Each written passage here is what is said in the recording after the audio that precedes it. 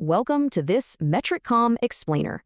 Let's map out the essential steps for your farm's regenerative action plan. Modern farming faces massive hidden risks, so soil health is a crucial business resilience strategy, not just nostalgia. Honestly, we gotta ditch those generic sustainability buzzwords and focus entirely on real, data-driven resilience. Regenerative farming isn't just one quick fix. It's a whole system built to boost ecosystem health over time. Our modern systems face immense hidden pressures, from dropping organic matter to extreme vulnerability to pests. The big shift? Stop treating soil like inert dirt. It's actually critical, living infrastructure. Let's jump into Phase 1, the foundation. Here are the essential steps to build your farm's baseline. Real improvement totally depends on hard evidence. Always start by testing your soil carbon and pH levels. Next up, crop rotation.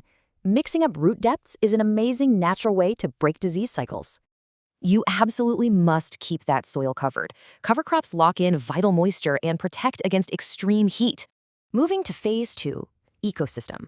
Now we're building on that foundation for broader environmental management. Too much tillage destroys soil structure. Reduce disturbance to protect your organic matter and crucial microbial life. Integrate biodiversity like pollinator strips right into your production system. Seriously, it's not just for decoration. Efficient irrigation treats water as a major strategic resource, actively preventing harmful agricultural pollution and runoff. Finally, Phase 3, supply chain. This connects those farm-level actions straight to corporate procurement and performance. To keep it credible, buyers absolutely must demand concrete evidence and data from their suppliers.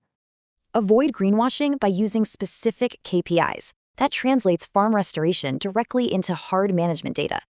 So, future farms face a massive choice. Will your supply chain extract from the soil or restore it?